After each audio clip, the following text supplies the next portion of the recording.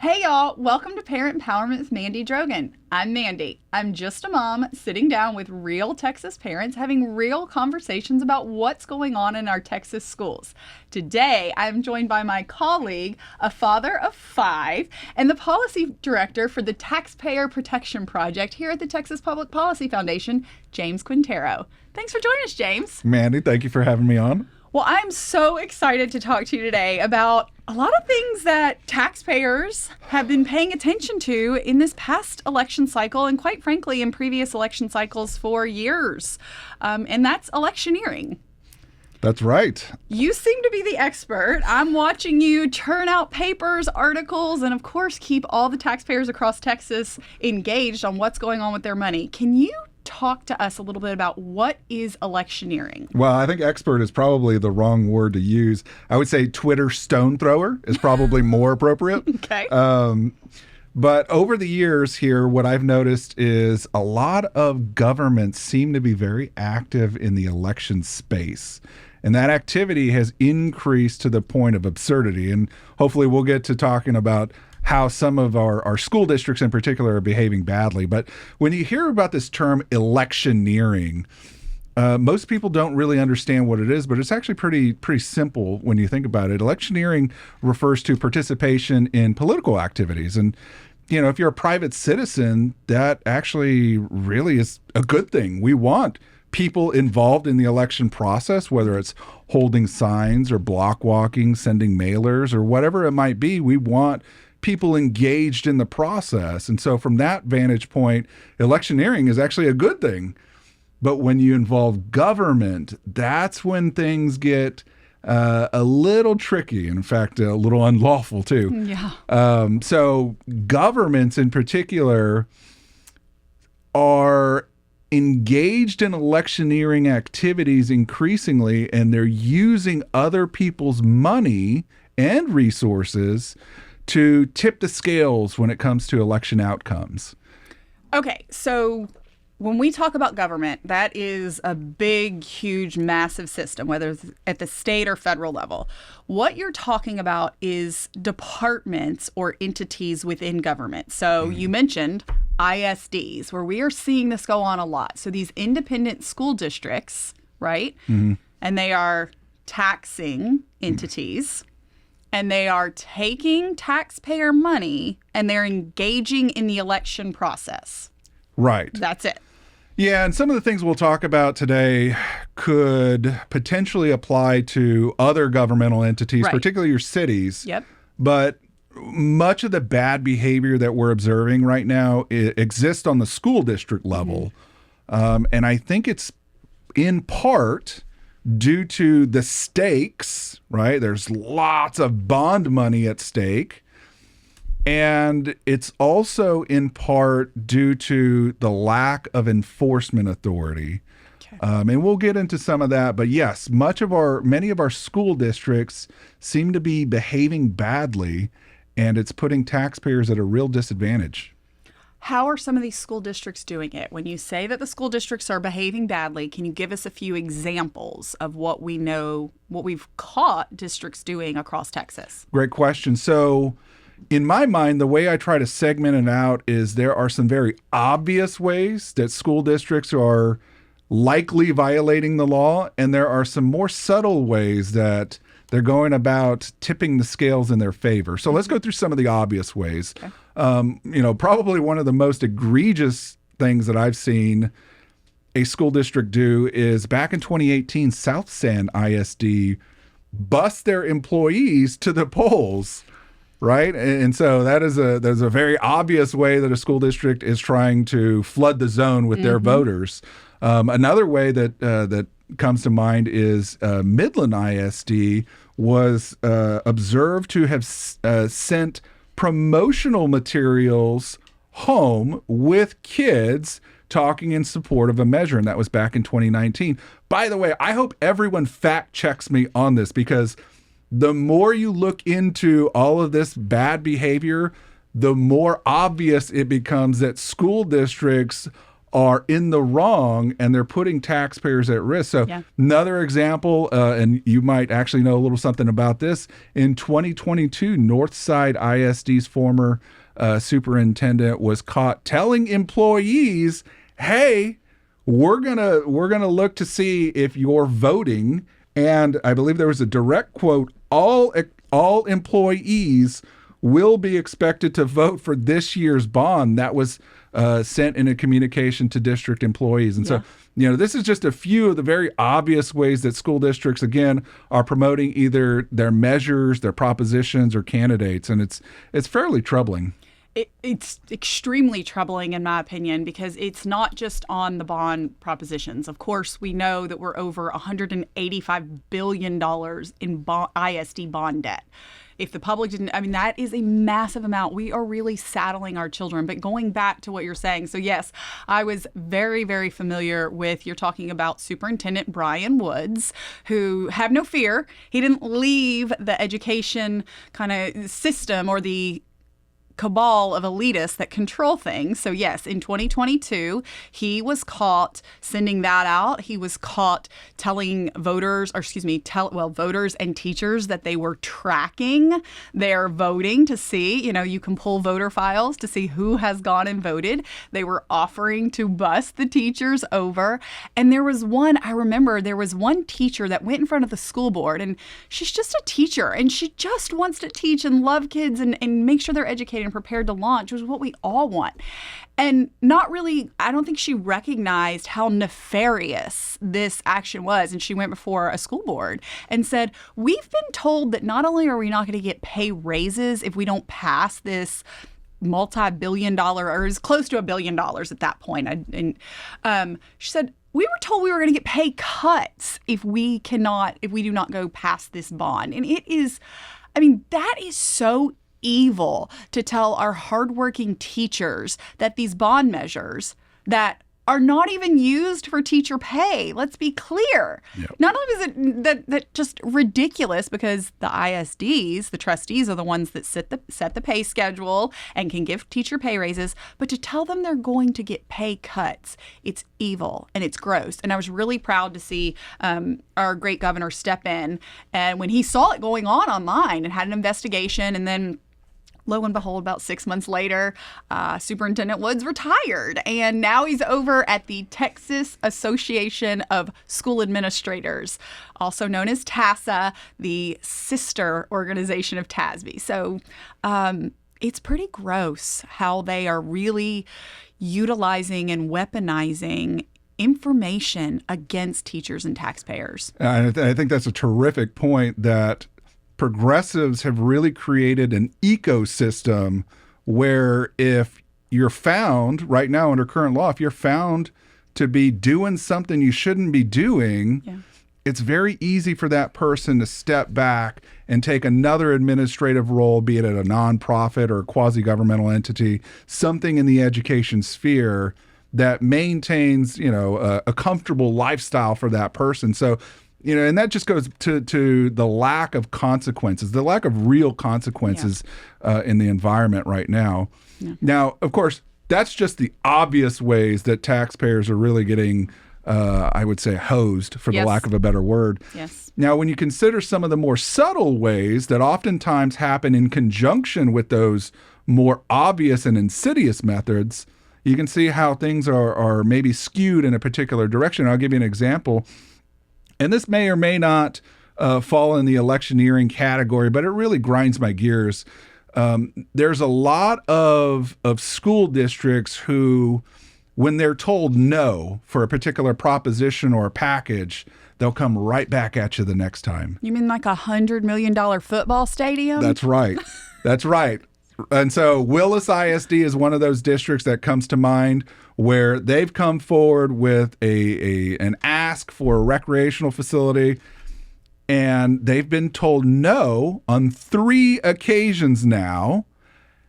And it's this persistence where they're going to keep asking until they get the result they want. I think that's very unfair for taxpayers. And it's just one way where it's very clear they're trying to create the conditions where ultimately they get what they want. Actually, as the father of 5, it reminds me of a small child who continually pesters their parent until the parent finally breaks and says, okay, you can have it.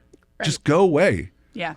And so that's one way. Another of the ways, and this one is probably smaller and less well known, but it's near and dear to my heart because I actually, back in 2019, I helped get this bill across the finish line. One of the requirements that was put in place by the 2019 legislature is that most jurisdictions above a certain size have to create something known as a voter information document. Mm-hmm. And what we were trying to do at that time is force governmental entities who wanted to borrow to create something that told taxpayers, hey, you can vote for this thing, but if you do, here's the tax impact. Now, what has come about in the aftermath of a lot of this is governmental entities have learned how to game the methodology. Yes. So, and I'll give you a great example for anybody. And again, fact check me on this. I want people to look at this. If you go to Houston ISD's most recent $4 billion bond, you look at the voter information document, what it shows is that if voters were to approve that measure, there would be a $0 tax impact to the average taxpayer. Now tell me, where on earth can you borrow $4 billion and not cause any fiscal consequences for the borrowers in that area? So what are they doing? Explain this because going back to the drivers of how this electioneering is going on, because I mentioned Brian Woods going over to TASA, but we know that there's organizations, Raise Your Hand Texas, for example. I've got documents that have been sent to me where they're telling you, track your teachers, get involved in advocacy. This is real. It's really happening here. But when they're doing this, how are they gaming the system? Because I see that too, that it's supposed to say this is a property tax increase, right? And on these taxpayer-funded lobbying associations, they say right now their legislative priority is to remove the great work that you and the legislature did and say it's not a tax increase. So how are they gaming the system? Terrific question. I'm going to get to that. This is a property tax increase statement in just a second. With respect to the VID, though, what they're doing is the methodology is laid out in statute. And I think this is probably the work of some TASB manipulation where they lay out a certain set of requirements. And so, for example, the statute says, okay, school district, suppose that a person owns a $100,000 house. What would the tax increase for that $100,000 house be valued at? And one of the ways that they've now tried to massage or understate the level of tax increase is they said, well, okay, so you've got a $100,000 house. Let's take a property tax exemption that is provided through your school district and apply it to that value.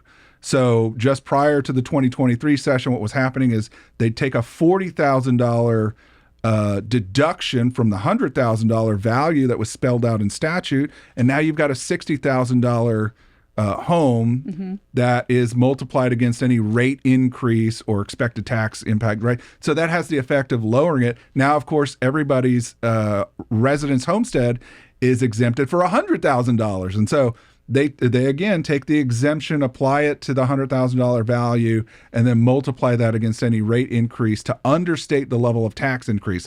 All of which is to say, look, the methodology is being gamed. What is supposed to be provided to the average taxpayer is not being provided. And we need to go back into statute, fix some things so that we're actually providing useful information to the average person. Now, that's the VID side. I want to get to the disclosure statement because this is a personal point of frustration as well. This is also another creation of the 2019 Texas legislature. And again, what the movement was trying to do was to actually get a dollar value assigned to every proposition, right? We have this crazy idea in our mind that when you go to say yes or no on a bond, you ought to be told, hey, you can vote for this thing, but it's going to cost the average person X number of dollars per year, right? That's right. TASB at that point was still too strong and influential, particularly in the House. And what they did is they said, well, they convinced the chairman to shelve that concept and go with a simple statement instead. This is a property tax increase, right? So it was kind of a consolation prize that we were able to get. Which they're trying to remove, by the way, and Right. they publicly state this right now. I've gone through Yes. all of this. They all use the same language. They're all using the same lawyers and lobbyists that are coming up with this, and they want to remove this language Yes. so that taxpayers don't know. They hate it because it contradicts their message Right. for years and years and Yep. years and years. Yep. What they've been doing is misleading the public on bond elections. Mm-hmm. They will go out there with a straight face and tell people, hey, vote for this thing and it won't increase your tax rate. Well, Right. goodness. Meanwhile, I'm sitting here looking online right now, and people are asking. There's a lot of mom groups and stuff that I'm following. They're asking, hold on a second, why did my property taxes go Yeah. up? So what they're doing is they're focusing the conversation on the tax rate when they should be talking about the tax bill. That's what everyone cares about. Right. And that's what that disclosure statement attempts to get at. We want to let people know, hey, this is a new debt measure. And if you borrow more money, you're going to have to pay that debt service with some extra tax dollars. Right. Right. So new debt is going to produce new taxes, and you ought to be aware of that. Right. But again, going back to that tax rate portion, districts everywhere very much are engaged in this kind of sleight of hand, this word manipulation where they're focusing in on rates when they should be talking about bills. And so that's another way that school districts are subtly tilting the balance in their favor. Yep. One of the last ways, and maybe this you might be familiar with this, during the most recent Republican primary, school districts were engaged in a way that I've never seen before. You know, throughout the years, because I've been in the tax field, I've watched for a long time as they've done all of these overt and covert manipulations as it relates to bonds and tax rate increases and all the rest, all the money stuff.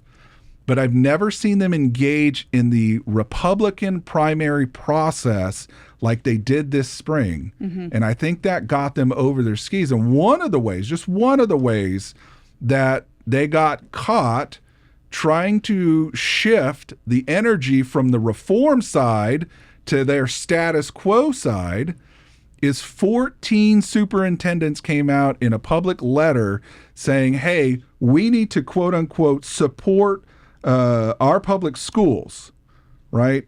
And what the inference there is we need to vote for the incumbents, not the reformers. Right. And it's messages like that in that collective letter, as well as lots of other activities that were happening all throughout the state that really caught the attention of policymakers, and I think elevated this issue from just a general frustration to now the legislature is getting ready to act. I think they are getting ready to act. You know, it's interesting in watching kind of how their language, because words matter, right? And they're playing semantics.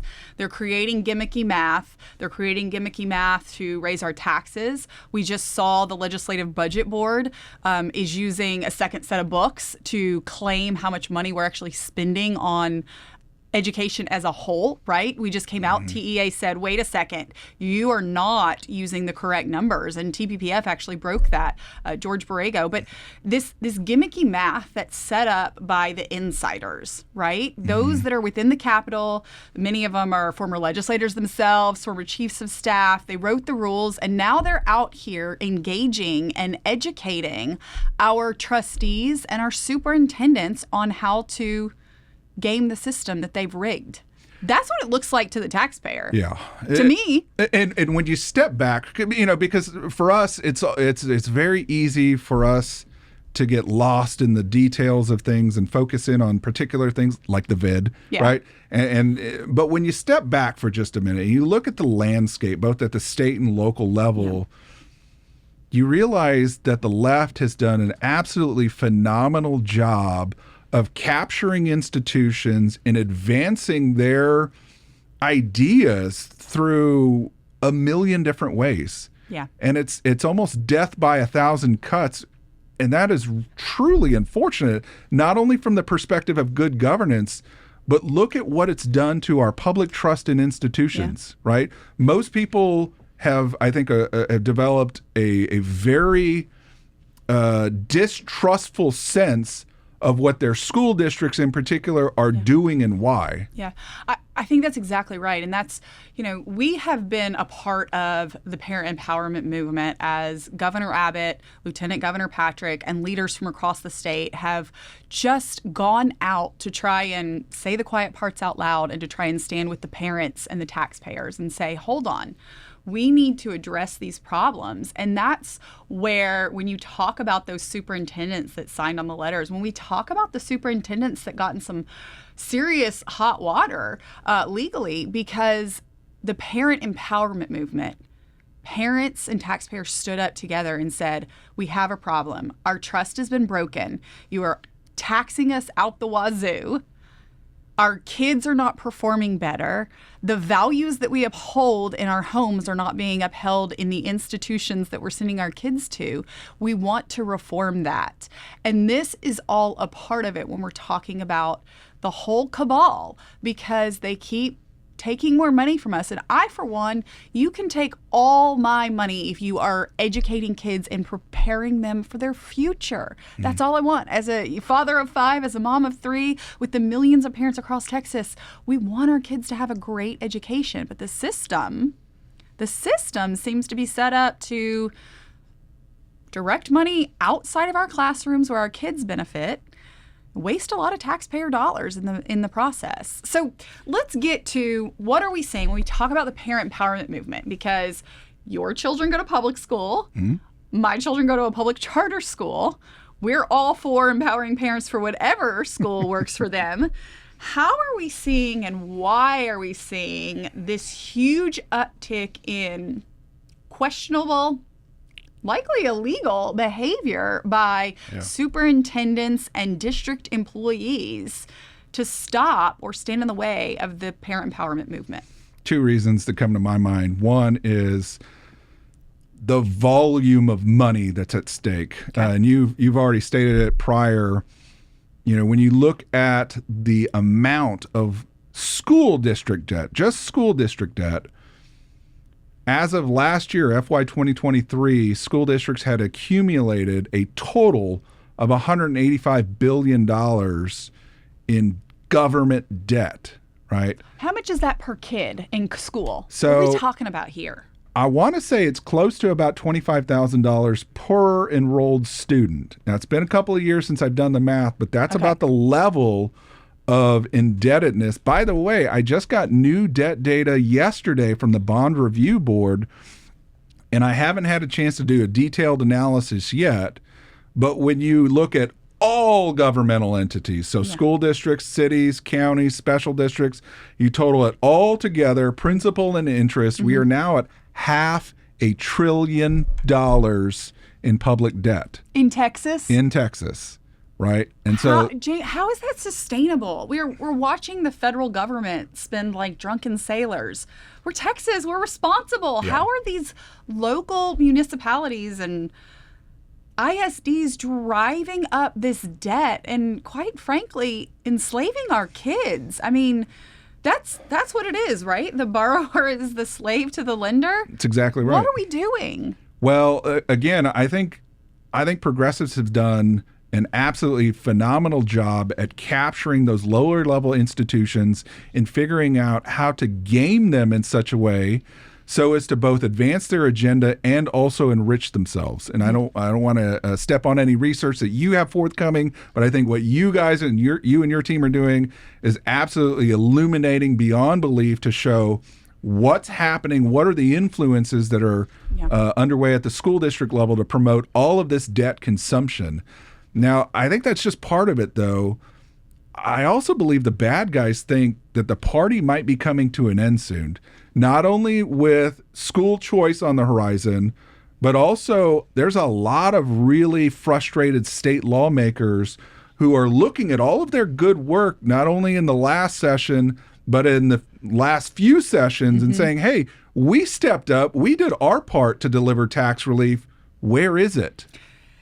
I love that you bring that up. I can remember. So you're not stepping on any toes. We can talk about that. We've got a Venn diagram that really does show how you've got, quite frankly, the far left Marxists that have participated in the long march to the institutions, is what it was called, when the Marxists in the 30s said, well, the working class actually likes raising their families and the standard of living is raised. So let's infiltrate the institutions. And we witnessed this at the thought leaders, Harvard, Yale, MIT, all over the past year, where you've got this anti-Semitic, just totally horrific behavior being allowed and encouraged in some places. But also you've got this kind of DEI, let's push this narrative, let's let college presidents, have participate in plagiarism and a whole host of other things. So we saw it there, but that long march through our institutions that we talk about, that we should trust as Americans, it's happened in our K through 12 system. So they realized we can be over here, the Marxists, and we need to capture the minds of our kids. And that's where we see a lot of this nonsense coming into our libraries, into our pedagogy, which we've tried to, the Bluebonnet curriculum that just passed. It's to give options. It's to get this horrible, horrible leftist woke insanity that's being pushed by the Texas Freedom Network and Pastors for Texas Children and all these other far leftist entities. But then you've got the profiteers, right? When we talk about driving up, this debt is sinful. Yeah. It's criminal. It should be. How are we enslaving our kids to pay? Because they're long going to be out of school. You only have, we've got football stadiums that are $100 million now. Like, this is wild. But you've got these profiteers that are conveniently, they're the ones that are funding all this stuff. Is that right?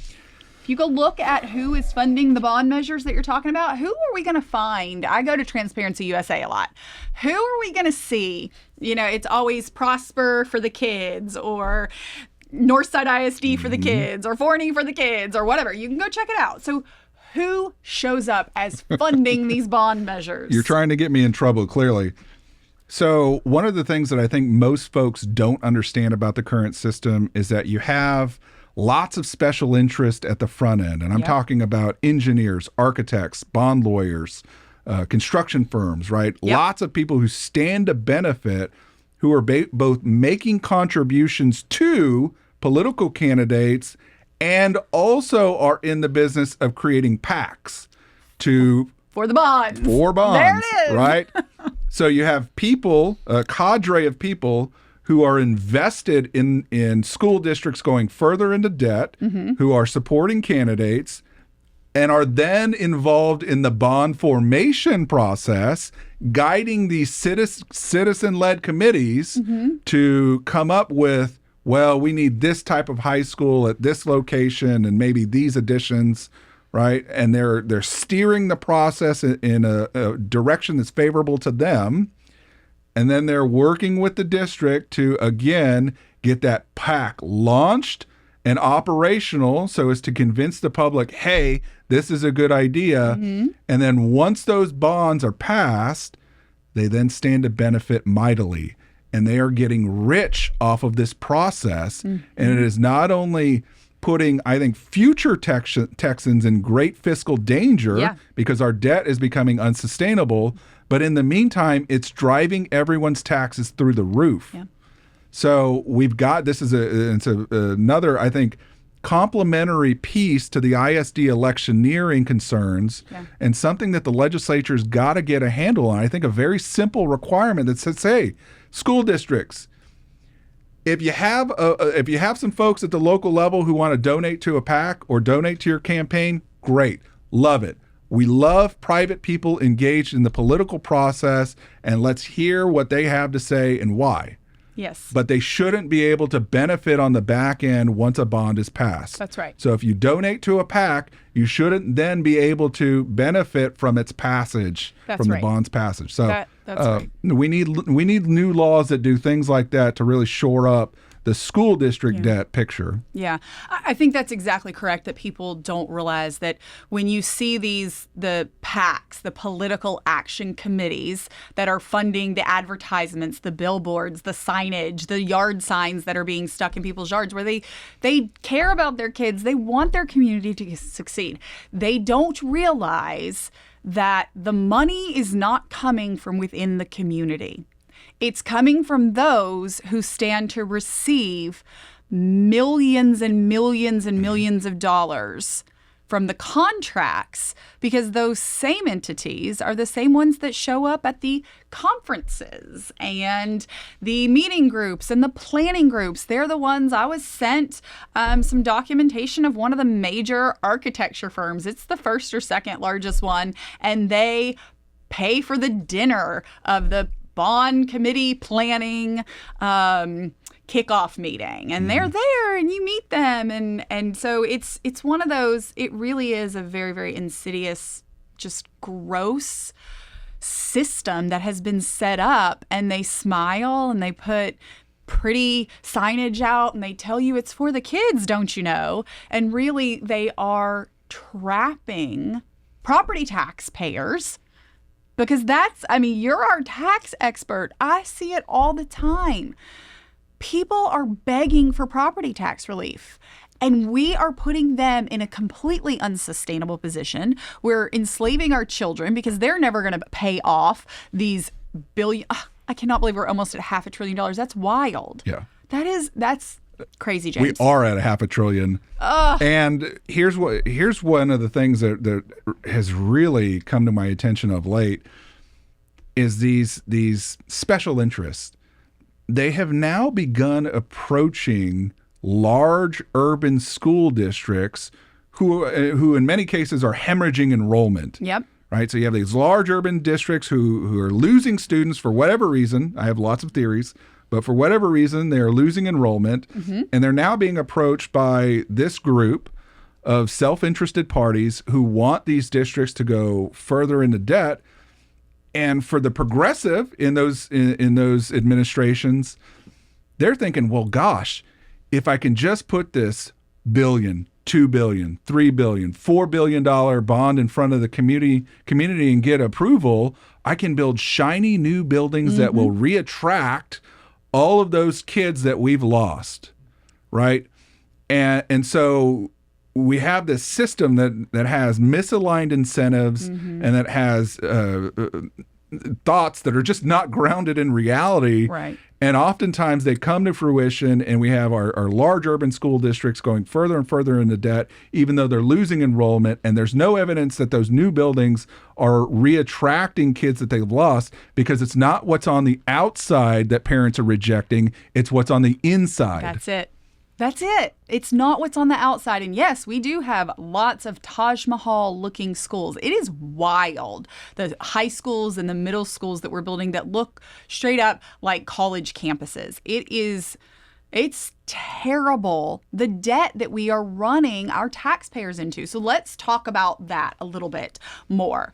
So I can vividly remember my frustration following the forced special session where Chairman Buckley and those that really wanted to empower parents agreed to put in or combine and create an omnibus bill for public education spending and a small education savings account. And I say small because it was universal in eligibility, everybody, because that's what we believe. Every parent should be making the choice of where their child is sold. But the appropriation at that time, it's going to be better this year, but at that time, it was small comparatively. We spent $93.4 billion on public education. We had a $500 million appropriation in 2023. And how in the world they turned down an additional $7 billion on top of the $6.3 billion that they were given in May of 2023. I couldn't understand it. So I came and sat down in your office, and I said, I know these lobbyists, what they were doing, what they were saying. I watched them. I saw the text messages. Some people shared them. I know exactly what they were doing, but how in the world? And you pointed out to me, this was months after the most historic $18 billion property tax cut, right? Mm-hmm. And you pointed out to me, Mandy, they just passed more money. They went up for double what the property tax relief was passed at the legislature, and they got $28 billion more for ISD debt. You said it's all about the money. Just follow the money. And that has put me on a path, because empowering parents, empowering taxpayers to know and understand is really important. So let's talk about $18 billion and then the $34 billion that was put up, and the $28 billion, and how we have just escalated over the past seven years. So you were a part of working with the legislature on the $18 billion property tax relief. Mm-hmm.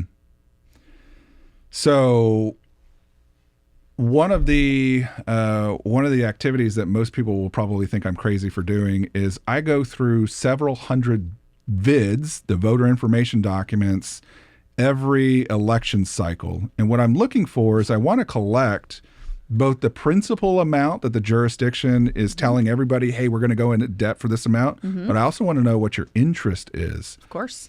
And oftentimes, I'd say it's fairly mixed. Oftentimes, it's my belief that number is understated because they're using interest rate values that don't necessarily reflect market conditions. But whatever, you know what? I'll take the jurisdiction at their word. And so from everybody who wants new debt, I will go out and collect the principal and interest that is going to potentially be owed if the bond passes. And so everybody can find this online. Look for the bond election reports at texaspolicy.com. Fairly lengthy documents, but they'll lay out, hey, here's the principal and interest, and here's the principal and interest that got passed, mm-hmm. right? And the values that are being put forward are absolutely mind-boggling. And I think if you look at if you look at the November 2023 election cycle and pair that with the May 2024 election cycle, Texas voters were asked to decide something on the order of about $100 billion worth of new debt, right? That's principal and interest. And you're going to include within that number a couple of different jurisdiction types, so special districts, cities, and schools. But of that $100 billion, I would say most of it was school district related, mm-hmm. Because they seem to be the most hungry for new debt. And again, I think there's lots of reasons why, but much of it probably redounds back to that special district cadre that's feeding at the trough. Mm-hmm. And so, what that indicates to me is, wow, there's lots of appetite to put things on the taxpayer credit card. And you also look and see that there's this sentiment very prevalent among school district administrators where they're taking things that used to be paid for with maintenance and operations tax money, and they're shifting that to the INS side, right? So things that ordinarily ought to be paid for with that M&O tax are now being shifted to the taxpayer credit card, which probably also partially explains why school district debt is accelerating mm-hmm. at the rate it is. Can you give a couple examples? Yeah, Round Rock ISD had a really interesting quote within the last couple of months, I believe, where the superintendent was talking about, well, our roofs have some holes and our AC units are starting to go out, and we have some other things that, aren't really working like they used to. And so we're having to go out and ask for $1 billion in new debt. And I believe this was in the November 2024 election cycle, right? And you sit there and you scratch your head and say, well, I get it that you have maintenance needs, but the legislature has provided you with a maintenance and operations tax mm-hmm. with which to service those needs. How about we go get some bids? Look, in the Austin area, we had some hail damage a few months. It was in the spring. I still get roof companies knocking on my, literally, like last week, I had somebody there saying, because I think you have a year maybe to file the claim or something. I'm not sure. But anyways, go get bids. $1 billion? $1 billion. By the way, I want everybody to know that this problem exists everywhere. That's right. No, I agree. Okay, We so, call out, it is, that's how you get to $500 billion. That's right. So for the first time ever, and I've been here a while, so I can say this with confidence, for the first time ever, TPPF is going to be releasing a paper, hopefully later this year, but perhaps next month at the latest, where we tackle school district electioneering and we lay out in detail all of those various instances where this year in particular, where we've seen the most egregious behavior. Yeah.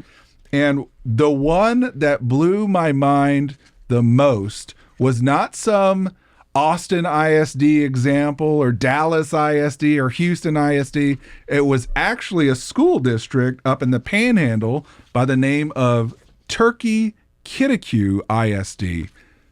Before the last election cycle, I'll be honest, I'd never heard of Turkey Kitticu. Well, there's 1,200 school districts in There are Texas, two. which is a whole other thing, but go ahead. So Turkey Kitticu had Proposition A up for a vote, and what it was, it's a tax increase, a voter approval tax rate election, a VATER.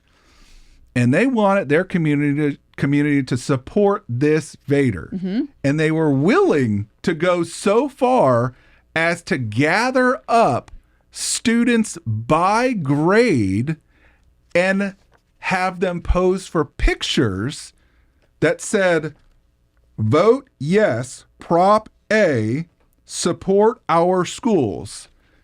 And so for pre-K, first grade, second grade, third grade, fourth grade, fifth grade, we have pictures of students holding this exact sign that was then promoted on the district social media account to all of the members of their community, asking them to vote for a measure.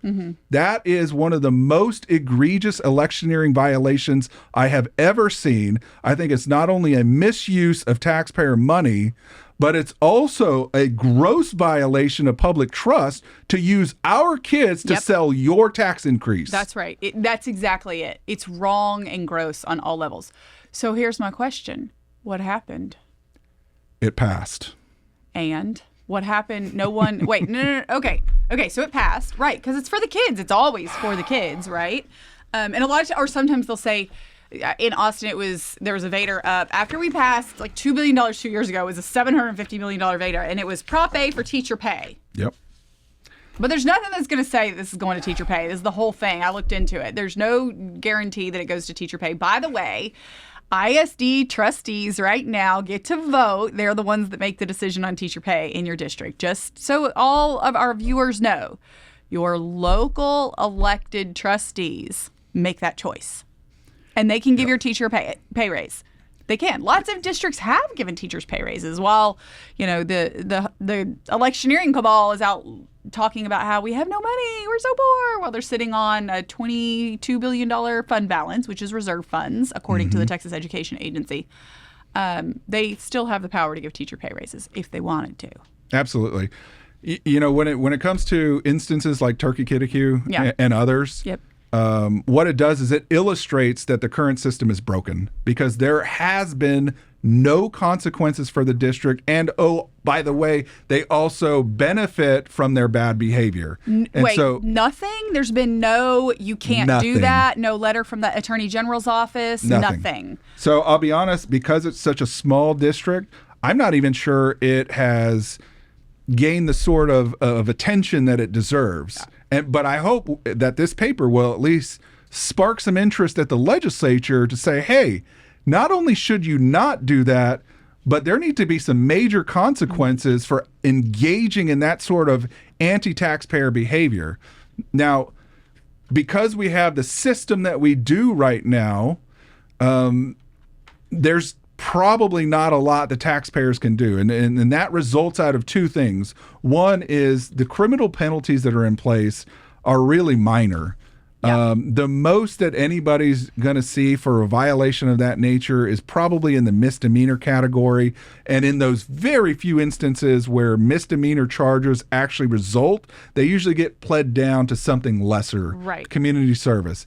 But the bigger problem here, and what is, I think, probably fueling some of the rise in the activity, is the fact that the Texas Attorney General lacks any sort of criminal prosecution authority unless he's invited in by a city or a county official. And that generally doesn't happen, right? And that situation arose out of the Texas v. Stevens case that was decided a couple of years ago that found, and you know, I think there's actually some substance here, that found that the Constitution did not provide the Attorney General with the ability to represent the state in a criminal prosecution manner. And so this is very clear evidence that the Texas legislature needs to pass a constitutional amendment next session that authorizes the Texas AG to go after people who break the law and hold them to account.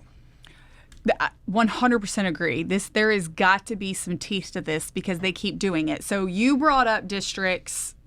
Turkey, what is it called? Turkey Kittiquio. Turkey Kittiquio. Okay. And I'm only guessing at that, by the way. Okay. Well, somebody will tell us if it's wrong. Nothing happened to them when they're using their sweet little children as a propaganda. Like, that's what they're doing, right?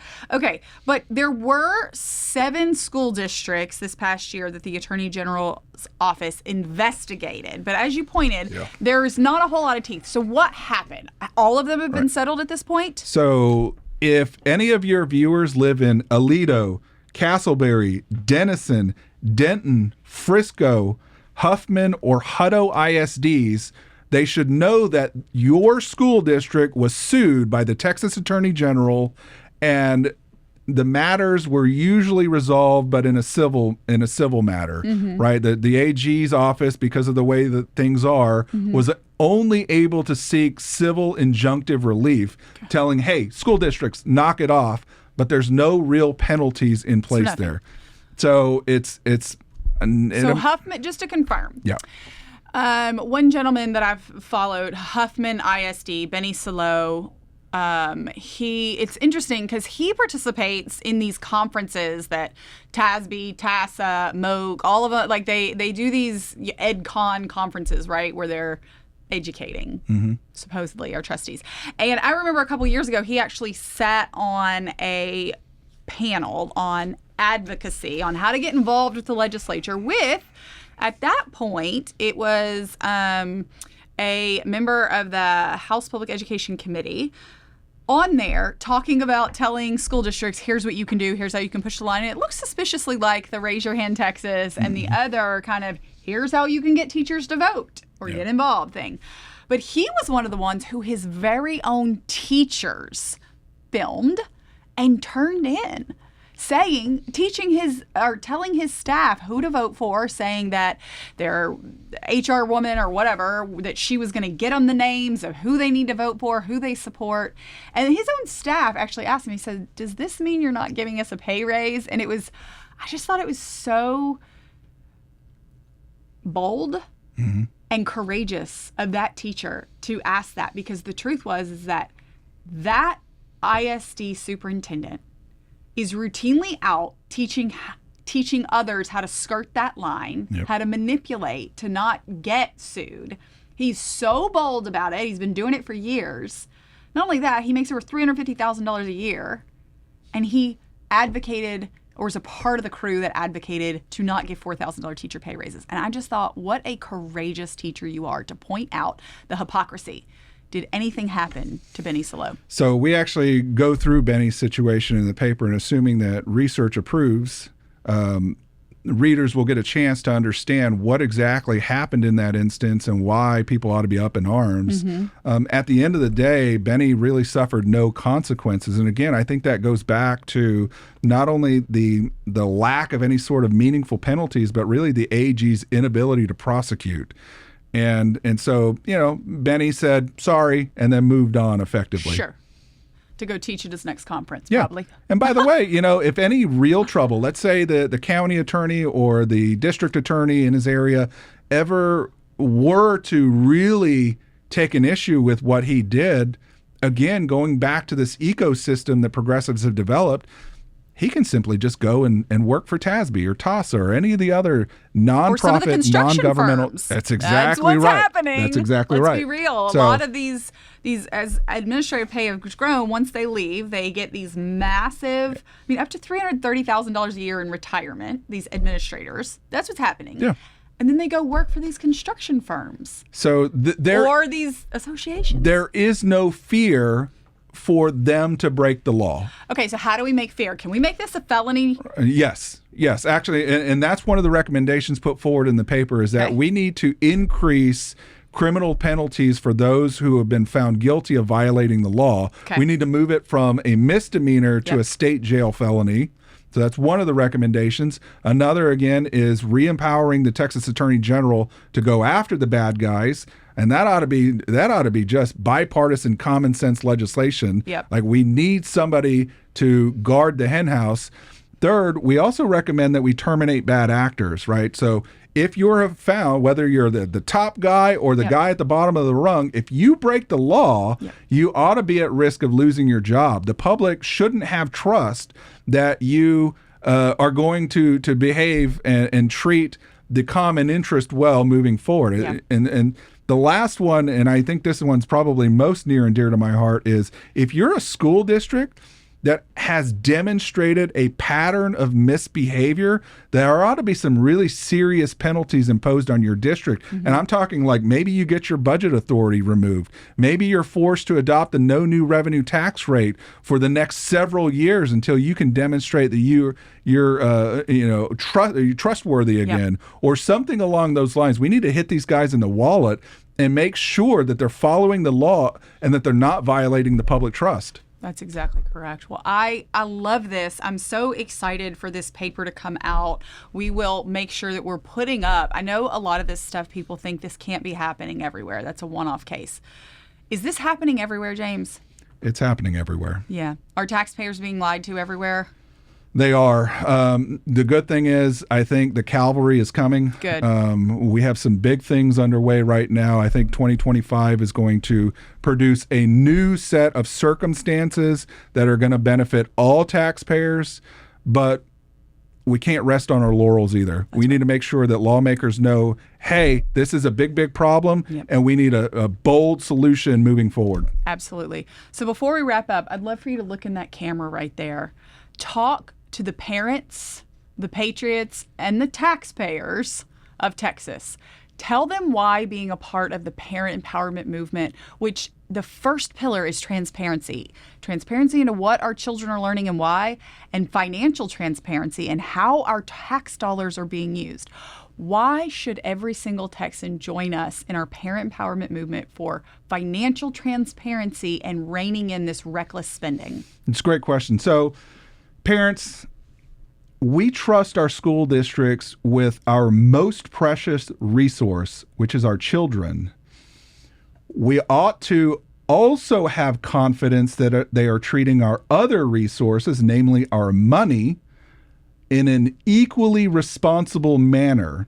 And if they're not treating our money with the utmost care, then that calls into question that first priority. And so we need big, bold reforms next session that reinvigorate public trust in our institutions and give parents confidence that every action a school district takes is done right and it's done well. Amen. James, thank you for the incredible work that you're doing, both in your research and your communications. I must admit, I love when you're out there saying those quiet parts out loud. Please don't stop. Keep telling the truth, talking to the parents and the taxpayers to empower parents. Thank you so much for joining us today on Parent Empowerment with Mandy Drogin. And now you have the power.